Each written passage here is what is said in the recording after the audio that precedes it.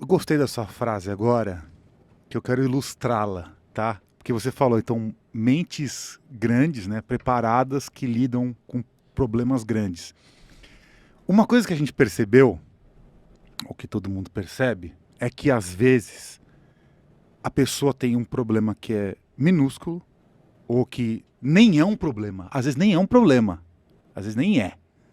Mas a pessoa transforma aquilo numa guerra, numa batalha absurda. De algo que às vezes nem existe. Eu vejo isso acontecer direto. Sim. Né? No nosso evento mesmo, que aconteceu lá, que a gente ficou sem luz, o ciclone e tudo mais. Literalmente sem luz lá. Sem luz, é. Teve gente que xingou a gente por causa do adiamento. Assim, mandou áudios, assim, gritando. Vocês são espiritualistas! Vocês não podem fazer isso! Eu tive que ligar pra pessoa e falar, meu amigo, me perdoe. Eu não mas consigo gerar luz ainda. teve um ciclone em São Paulo. Não Enfia o dedo na importa! tomada. Vocês têm que estar preparados para ir. Então, assim, era para ser uma coisa maravilhosa. Eu tô só ilustrando aqui, tá? Mas, assim, foi um caso ou outro só que aconteceu, tá?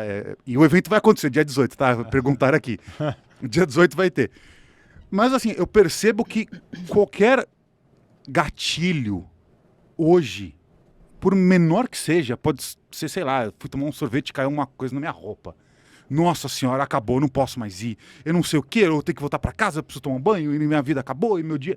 Então, assim, será que as pessoas não estão com como é que eu posso dizer assim, os limites básicos da própria mente muito estreitos, talvez? Tem uma figura em neurologia que a gente chama de limiar de excitabilidade. Vou te dar um exemplo. Boa. Né?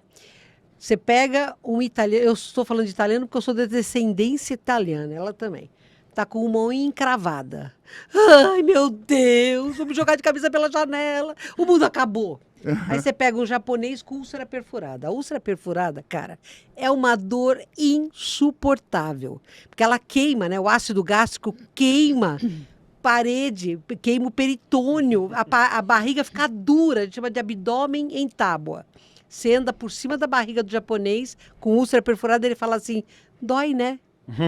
Limiar de excitabilidade. Então, para o italiano, que é extremamente emocional, uma dorzinha, pau, o limiar dele é baixo.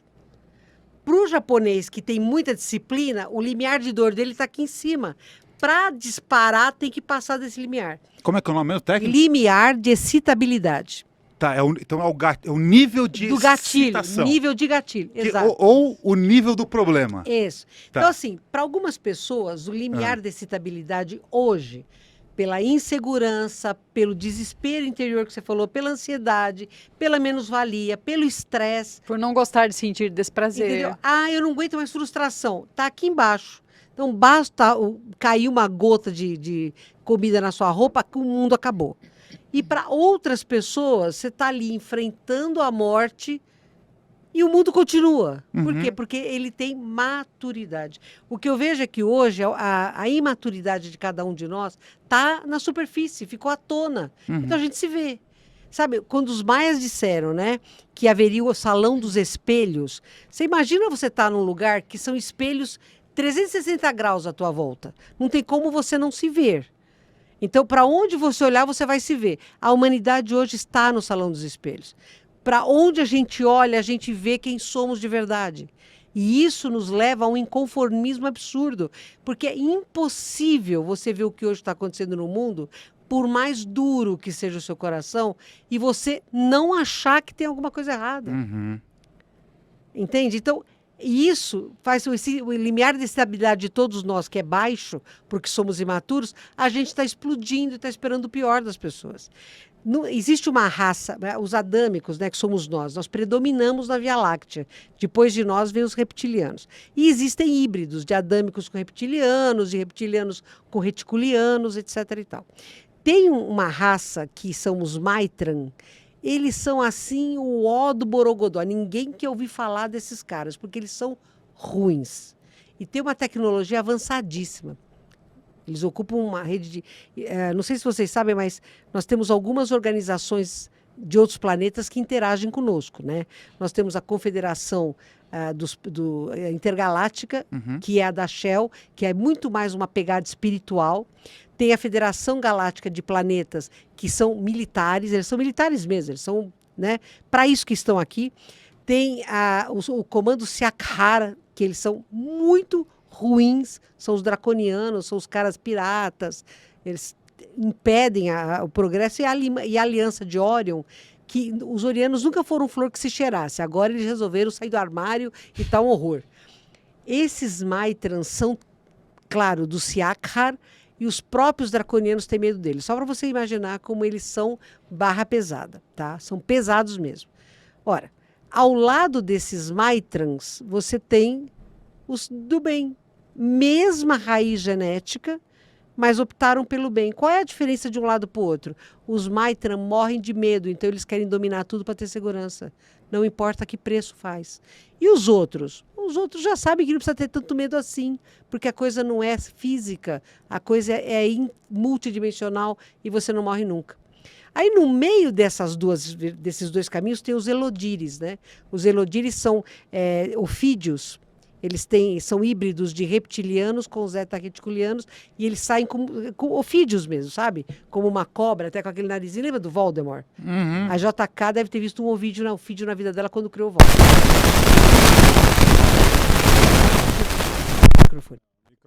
Ele soltou Eu dei o uma cabo pancada no microfone aqui. Eu acho que foi os ovídicos. Os ofídeos. Os Elodires são como se fossem os Exus do mundo cósmico, dos ETs. Os Elodires, são que nem Exu, entendeu? Tá. Porque eles fazem o que tem que ser feito, eles não têm problema nenhum, faz o que tem que ser feito, tá? E eles estão mediando exatamente essa equação entre os que têm ética e os outros que não têm ética alguma. Eles fazem o que tem que ser feito. Então, são muito parecidas as três. Você olhando para eles, assim, é difícil de identificar quem é quem. A roupa talvez identifique um pouquinho, mas o olhar deles é totalmente diferente. Quando você olha para um Maitran, você realmente se assusta, cara, porque aquilo é demoníaco, o negócio assusta. Os Elodires, eles são sacanas, o olhar deles é irônico, é um olhar sacana. E quando você olha para os outros que são legais, que são os federados, né, você vê uma paz enorme no mesmo olhar, quer dizer, a mesma estampa externa. A diferença está no grau de maturidade. É o limiar da excitabilidade. Esses aqui, os Maitran, têm um medo danado, então qualquer coisa extrapola para a violência. Os outros não têm medo nenhum, então nada faz eles serem violentos, entendeu? A gente está caminhando de uma equação para outra. Então é o grau de dominação da mente pelo medo. Isso, Quanto exato. mais dominada pelo medo, menos capacidade a pessoa tem de lidar com qualquer situação. Por isso que eu falei, a Exatamente. pessoa está num nível de restrição de consciência muito grande, porque o medo paralisa. E você faz qualquer negócio para sair do medo. Qualquer negócio. Isso está na estrutura da mente humana. Nós não conseguimos existir com tanto medo.